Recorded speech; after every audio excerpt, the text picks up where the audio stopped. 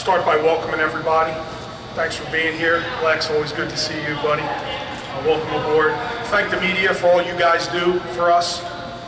You know, through my 12 years here, you guys give us unbelievable amount of work, and you put a lot of time into our wrestling program, and the coverage is unbelievable. So I appreciate you guys coming out for another media day. Brad, thanks for putting this together.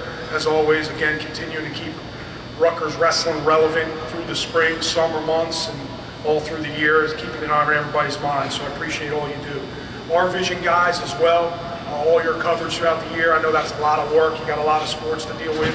And again, wrestling's right up there at the top with all of our coverage. So again, I appreciate you guys. Some quick updates, and Brad gave you a little bit of it. Season tickets very, very close to 3,000. That's really, really huge. This place is going to be electric. It's going to be a lot of fun. But we're just about getting ready to hit that 3,000 mark. That'll come out shortly. We're super excited about that. That's a lot of work by our ticket people, our marketing people, Lisa Caron and her crew, PJ and his crew. So we're excited that we've gotten that far. It's been a long way since day one. 22 people in College Ave, so I appreciate all their hard work. As he said, the update on the APC, which everybody should just take a walk outside, take a look at. It's an unbelievable building. It's coming along. We were able to tour it last Tuesday. Myself, Coach Pollard, Coach Pritzloff were able to get up there, take a look at our facility, second floor. The wrestle room is absolutely huge. It's beautiful. Even though it's all concrete right now, it's still really, really nice. And there's a lot of space, so we certainly look forward, and from what I understand, we're on schedule for that.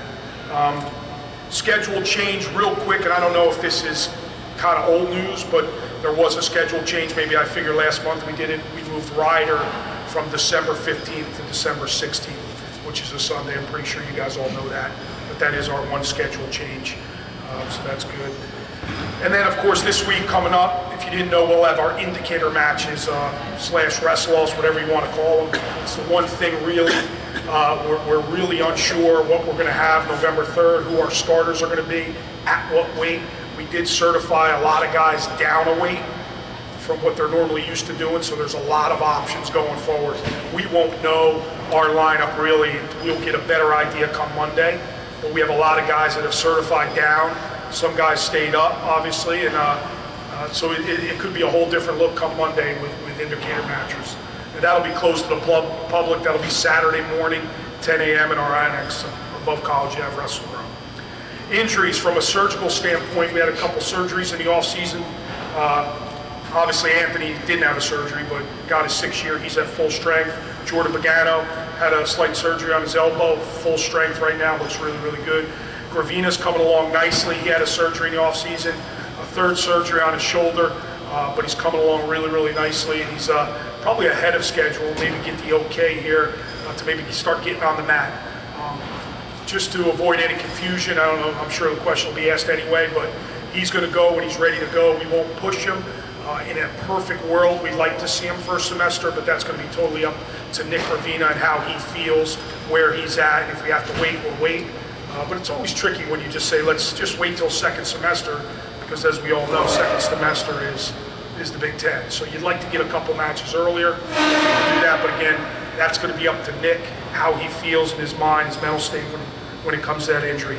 2 guys that we've lost for the year, Nick Santos tore an ACL in the middle of the summer. He'll be done for the year. Was probably going to redshirt anyway, but unfortunately we won't have him for the year. And Zach Firestone just had surgery yesterday, so he'll be, and I'm not sure if it's the whole year, but it's probably up to 3 months at this point, so he won't be with us first semester for sure.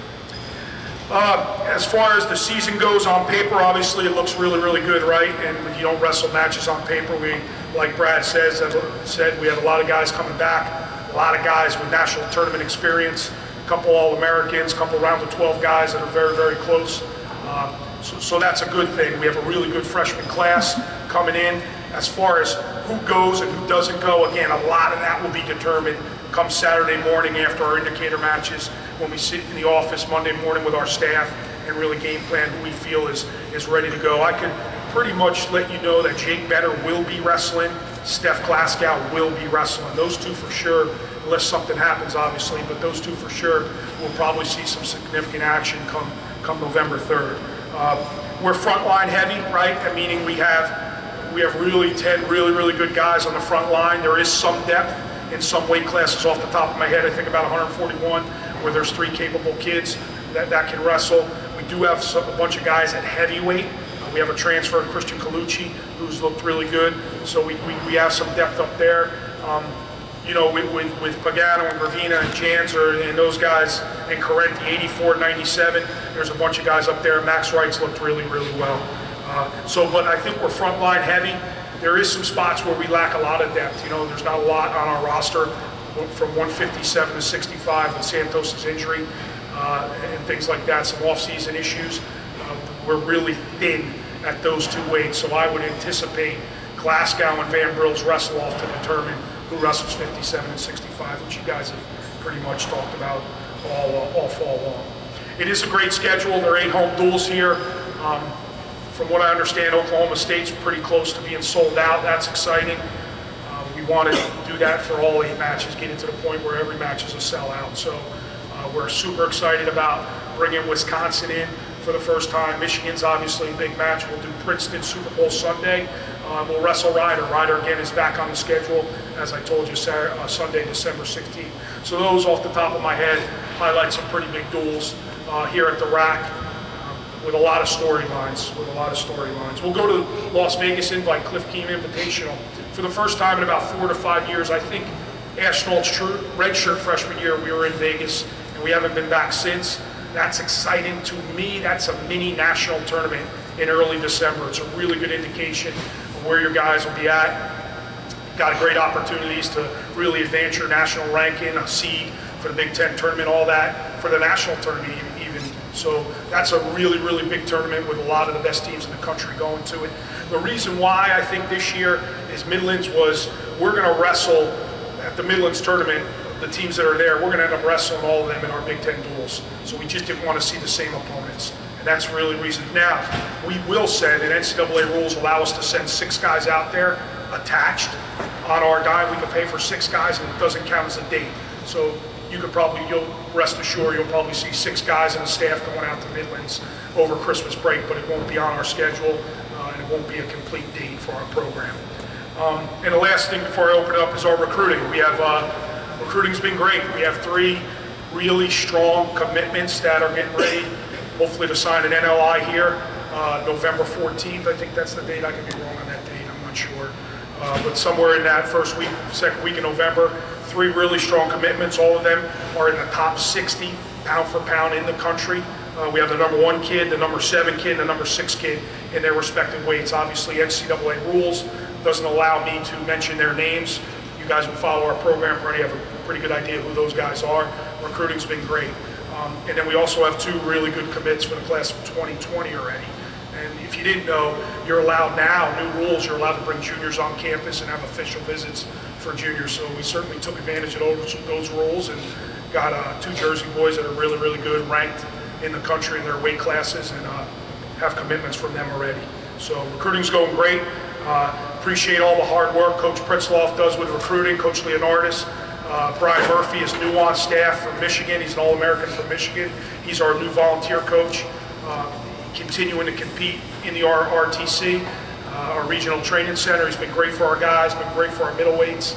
So we're excited to have him, and Joe Pollard is now our new director of wrestling operations. So for the most part, very consistent. Our staff has stayed intact. They've worked really hard being on the road, recruiting, and getting ready to go down to Super 32 and hopefully land some more guys next week. So everything's good on the recruiting front. Without further ado, let's open up for questions. You guys just use the microphone. Scott, obviously the first question is Nick going to go 125 or 133? Again, I mean, I wish we could do this Monday, right, or next Tuesday, because we'd have a really good idea. We'll see where he's certified. You know, that'll let that play out. I know we're getting really close. I'm not hiding anything. I think we just need to let that play out, see where he feels. We'll get a really good idea actually these next couple days of where he's even going to wrestle off. So I think that's the safe answer right now without putting words in his mouth. Is there any way that he could go at both? Because we all know that there's the match in Iowa. Yeah, I'll wrestle him at 25 and 33. Can we do that? No, I mean. Oh, you mean yes. No, different weights during the season. Could he do that? Yeah, you could. Everybody can do that. You could certify at a certain weight. Like I said earlier, we have guys who are certified down a weight, but they'll probably start the season at their natural weight. And then based on where we're at, how they're feeling, they could always go down. And certainly, based on where he certifies, will tell us a lot. And that'll happen here in the next couple of days, and of course this weekend. He hasn't certified yet. No. The actual has the health looking. He seems he's bigger and stronger. What's his status moving forward as far as how he looks after a full season off? He looks really good. He looks healthy. He looks exciting. Anytime you get a sixth-year guy, you worry about the college grind, right? You worry about how long they've been doing this. It's a little bit different than international wrestling, where you don't always have to wrestle and practice every single day. So I think the staff has been really smart with him and making sure he's had the proper rest during the course of the week and really just paying attention to his body. We try to do that with all of our guys. Obviously, these young guys can just go, but Anthony will be real, and Nick and Johnny Van Brill and Jordan, guys who've been with us for 5 years. We got to really pay close attention to those guys and just keep them healthy, because like I said, I think we're really top line heavy, and I might be skirting around your question here a little bit, but we just got to be really, really smart, not only Anthony, but all our guys, and make sure we stay healthy, and really that's the company line answer, but he looks really, really good right now. The Corinthian redshirt last year, I think the perception might have been he was going to put on some weight. Rashawn will graduate, he become your heavyweight. Did Kaluchi's arrival kind of maybe change your thinking and maybe suck him down back to 97 again? Or? No, I think if you talk to Matt, which you probably will hear a little bit, I don't think he ever wanted to be a heavyweight. And people think you just eat, right? Wrestlers, all they do is starve. So they just eat, you'll get heavy. It doesn't work like that. It's hard to put on that good weight. It can't be bad weight. It's got to be good weight. And he wasn't really able to get more than 225. And just, I don't feel like ever since he arrived here, he ever wanted to be a heavyweight. So he decided to keep his weight under control, and he's been down at 197. What do you see with the red shirt? What do you see out there for the two? Well, we're hoping, we need to have a big year at that weight class. That weight class, we have to have a big year. So he's probably put more time, he spent more time here in the summer based on classes and things like that, so he's been around us more. But he's also had a year off, right? He's had a year off, and he wrestled his redshirt year at heavyweight, so you don't get a real indication. He did go out to Las Vegas and wrestle in Junior World Team Trials, which was really good, and he was competing for that. And he prepared for that, so that was really, really good for us. So he's put more time in than he ever has. He's probably had his best preseason that he's ever had. So, he's a national qualifier. We need to make big steps and get better and keep getting better. That's a way we really need to win at to have a successful season. You had your highest finish in the country last year. It's your final year with Soriano and National in the lineup. You have Gravina and Van Brill, who were around the 12 guys last year. With that core group, is there a little added pressure to break that top 10 threshold? I don't know. That's a great question. There's always expectations with this program. I think if you asked every guy on our team last year, after the national tournament, we were watching that scoreboard all year long, all tournament long, and we were sitting in 7th and 8th and 9th, and then, Penn State, they seem like they win every national title, right? They win every national title, and then the one guy that needs to win for us kind of lost. So, Valencia is obviously really good, but that knocks us out of the top 10. So we felt we were a top 10 team last year. As far as pressure, no, there's expectations. We feel this program needs to win a trophy at the national tournament. That's where we're at. That's where we have the guys to do it. Of course, it's about putting 3 good days in March together, but winning a tournament at the national trophy is top 4. And we feel we have the horsepower to do now. To do that, you're going to have 4 All-Americans, 2 finalists, a champ here or there.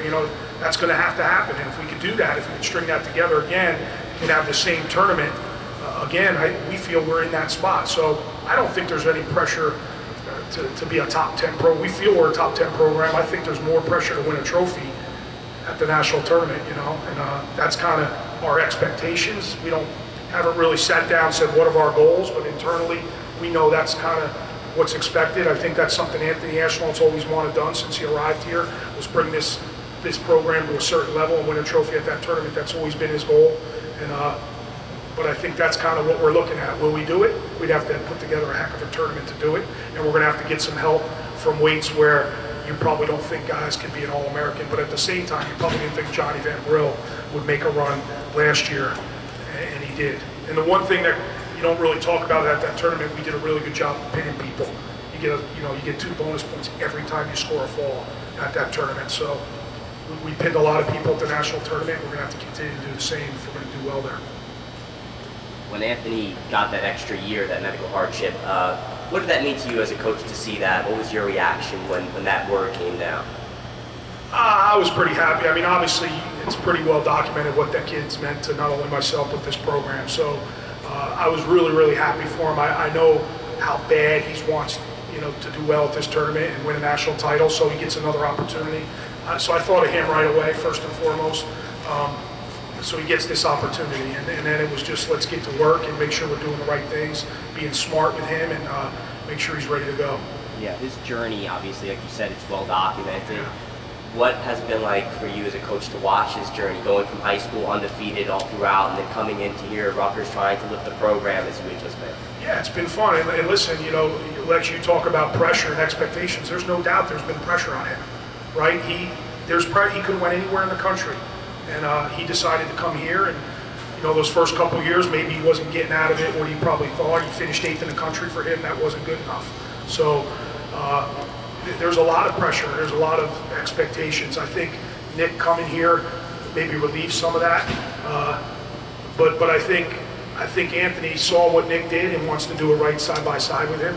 So just to watch his whole journey, the way he goes about his business, the way he lives his life, his lifestyle, the way he interacts with kids, runs clinics, deals with our fan base, he's awesome. He's awesome. He's a team guy first. He loves this program. We're hoping to keep him around. That's the goal. But you just you root for a guy like that. We root for all of our guys, right? But we know what Anthony did by coming here right out of high school, and it was great for this program. So excited to watch this last piece of his journey for sure. Coming into this year, 57-65. What are your expectations for him? Man, I wrote this in an article. I don't know if you may have wrote the article, but it was, or Brad wrote the article, but he is athletically one of the best kids I've ever coached. He's super, super athletic. He's so fast. I really, when you recruit a kid, you hear the stories. Is he a worker? Is he not a worker? We've tried on multiple occasions to break him, and he pushes through that, so that's exciting. One thing I worry about is health. He's been injured. He's had a couple surgeries, and he's young, so you never want that. He did have a year off last year. He spent half the year at St. Benedict's Prep getting his academics in order, so he was able to come here on campus. So that's been good. There's been a little bit of a rest. Man, he's a super, super talent, but there's more to it that goes into it. It's just not being a talented wrestler. There's your mind. There's how you can handle back-to-back matches, how you can handle the practice room, because he hasn't been unbelievably successful, right? We got guys that can beat him and do beat him. So you worry about all that. I think for me, it's just getting him out on the mat. I'm excited to watch him compete, whatever weight that is. Again, that'll be decided this weekend, but he's a talent, and he's going to do some good things here.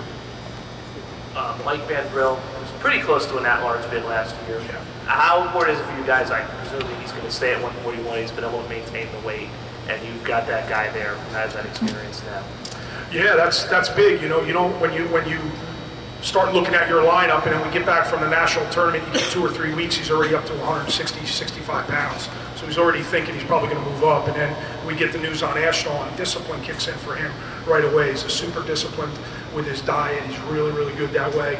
We had a game plan from really back in April of where he needed to be at as far as let's check off a list come June 1st. Let's check it off again July 1st. Let's check it off again August 1st. And he hit all those numbers, and he's been super disciplined with his diet. There's something different about Mike right now. And he spent some time, he didn't spend all summer here on campus training with us. He went home, he worked a little bit, kind of got away from it a little bit, and sometimes that maybe re-energizes you. Maybe that re-energizes you. But he's been doing well right now. He looks really good right now. He's very close to weight. He's been every mark we've done the last 5 weeks, 10 pounds, 8 pounds, 6 pounds, 4 pounds, he's hit those numbers and really practiced and wrestled well. So that's a good weight. Like I said earlier, it's a depth weight. We think he can be better, obviously, be better in the Big Ten, make it to the national tournament, make some noise, or he's dangerous. But we also have another guy, Pete Lapari, who spent a lot of time here this summer, who's wrestled his tail off and has gotten a lot better. Then we have a redshirt freshman, Rob Cleary, who spent a lot of time here getting better. So that's really the most competitive weight from a who's going to be the guy standpoint right there. So we got some guys there that can wrestle, and but it's good to have experience back. There's no question about it. How does the Firestone injury affect you at 33, especially if Nick stays down at 25? Anytime you lose a guy who's really he was our redshirt of the year last year. He had the best open season tournament of all of them. So you need that. It doesn't matter if Nick stays up, we still need him. If Nick goes down, you need him. So yeah, it affects us. There's no question about it. We're not deep enough to just lose a talent like that and just be okay with it. So there's no question that hurts us. There's no question that hurts us. It hurts not having him in our room. He's a good, great workout partner. He was a guy who was really, really getting better and was going to build off that redshirt season. So it's a setback. That's part of this sport, though. He's not going to be the last guy to get injured, I can tell you that. So how you deal with it, how you handle it is really, it's going to be up to him. And when he's ready to go, we got to get him back ready to go, maybe quicker than we probably anticipated, but let's go. And he's got to have the right mindset, and I think he has that so far. We've heard a lot of talk about Glasgow being one of the big newcomers. You mentioned Benner as well. Anyone else you expect to make an immediate impact this year as a freshman? Depending on the weights, I think that could happen. I'm very high on Nick Aguilar, who's our 25-pounder from California, and I'm very high on Billy Janser. Those guys have really, really stuck out to me as far as freshmen coming on campus, being somewhat ready to go right away. Now, can they really be super successful in the Big Ten Conference? I don't know if they're there yet. I don't know that yet. I think they're working at it every single day, but I'm really, really impressed with their work ethic and how they go about their business every single day, not only on the wrestling mat, but in the classroom. Two guys that really get it and understand it and don't ever come across our desk. And that's pretty important when you're first starting out your career. I think Malcolm Robinson can wrestle. He's from Blair Academy. He's been all over the country. He's wrestled the best competition. I think he needs some time. Certainly talented, but needs some time. Does that mean he's going to redshirt? I would say probably. Right now, if you're asking me right now, probably. But those guys really, those five freshmen, including Benner and Glasgow, really, really stick out. And I think Max Wright, who's a kid from Ohio, lived in Georgia, transferred from the Air Force Academy, is someone who's gotten better every single day. He's gotten better every single day, so he'll wrestle. He's going to wrestle too. So, he's not going to redshirt, and that'll help us too with some depth. He's been pretty good too. So those guys kind of stick out to me. But like I said, Glasgow and Benner, we for sure are going to go. Now this will be your last year in the College Avenue gym, right? Yeah. So the fact that you built the program there, built it into kind of what it is now, how emotional or sentimental will this last season in that gym be? Not at all. It won't be emotional. I do love that place, but that building, you got to take a look. You got to bring that Channel News over there and take a look at that building. That thing is unbelievable. So there's just not enough room in College Ave. And it's nice now. They turn the heat on October 15th, so we control the heat. Now that heat's going to go off. Let's be honest. It's going to be freezing. The showers are going to get cold. And I'm not complaining about it. I'm just being honest with you. We won't miss it. We'll be fine. At the same time, though, I think when Nick came here, he called it a dungeon, said it appealed to him. Do you worry at all about losing that edge, going to that palatial, shiny? I don't know. Yeah, a little bit. There's something to be said for having that, to being able to walk out of your dorm, boom, you're in your facility. To being able to walk down from your apartment, boom, you're in the facility. Something to be said for that. But I think we'll get used to it, right? And that's our job as a staff. Make it hard. Make it tough. You don't have to spruce it up with all the, listen, we're not going to be selling milkshakes in there after practice. We're not going to be doing that. It'll be tough. It'll be hard. And we'll make it dungeony. We'll have our pull-up bars. They told me I'm not allowed to bring some of my stuff over from College Ave.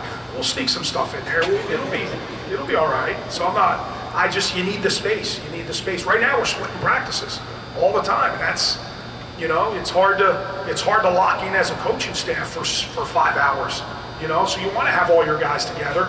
you know, thankfully we have this RTC. We're allowed to split a little bit, but it's tough to lock in for that long and keep track of everybody. So you want to have everybody training together.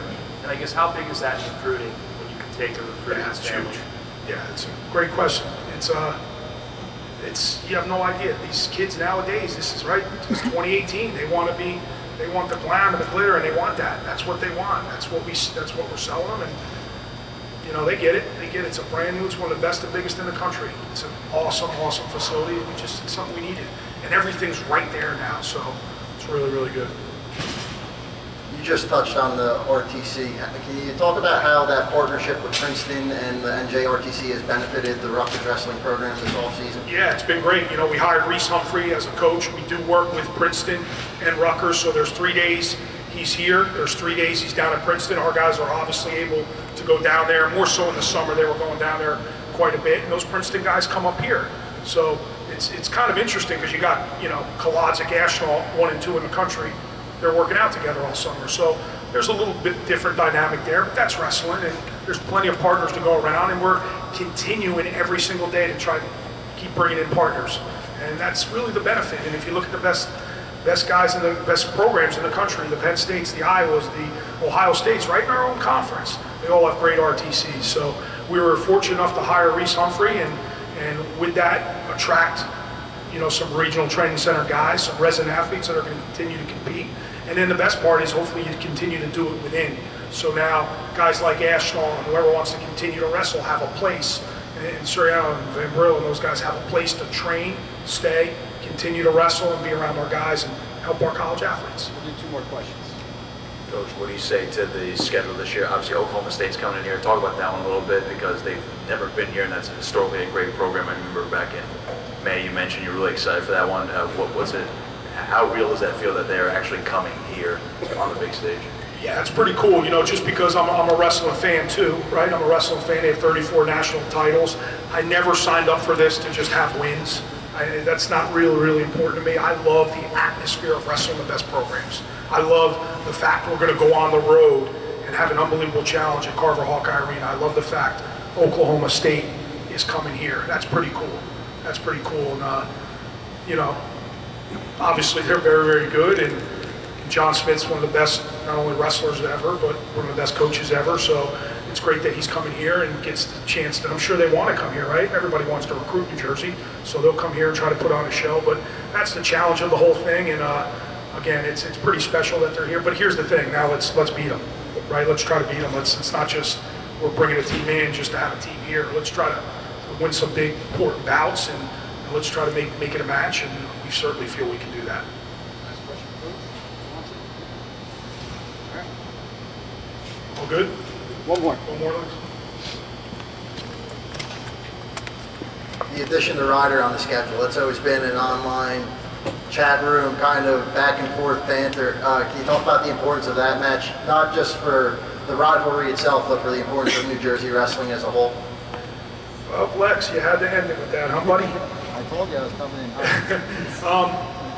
Yeah, you know, it's something we had them off our schedule for 5 years for certain reasons, whether it was my doing or their doing or whatever the case might be. They were off our schedule, and that's okay. Now they want to get it back going, and we'll get it back going. I guess, you know, they say we're 20 minutes down the road, we should wrestle each other. I don't know if that's really true. What does that mean? I mean, we're given 9 dates by the Big Ten. We have to wrestle. And then there's 2 tournaments you start with, so you're already at 11 dates. So it is what it is. They're on our schedule. We'll go back there next year and then see where it's at. But I hope it's important for New Jersey. I hope they show up here. That's what, you know, that was always the thing. You know, we want to make sure the match is an important match. And listen, Ryder runs, they're a great program. Coach Hainsey's a great coach, and I respect the heck out of everything they do. Now, if we're going to make it, we've turned Princeton into a pretty big deal, right? Princeton's turned into a pretty big deal. Let's hope Ryder does the same thing. So we look forward to getting all the New Jersey people together, their fans, our fans. There's been a lot of banter. It's been good. I don't mind that. That's good. It's some storylines there. So we'll look forward to that. We'll circle that thing come December 16th for sure. Last question. I guess 2 things on that. One, I know you have the trophy with Princeton. Is there any plan to do something like that with Ryder? We haven't had that discussion, no. And if you're going, so you're definitely going to their gym, because I mean, if there's 8,000 people here who, Trenton Arena, something like that, you can feel it would definitely be at their place. They don't care. They want us to go back to their gym. That's part of the deal. So I think we're going to be going back to alumni. I think it's alumni gymnasium. So that's part of the contract. So we'll do it. Guys, I appreciate you. I really do. Thanks for coming out, and hopefully get some good stuff from our guys.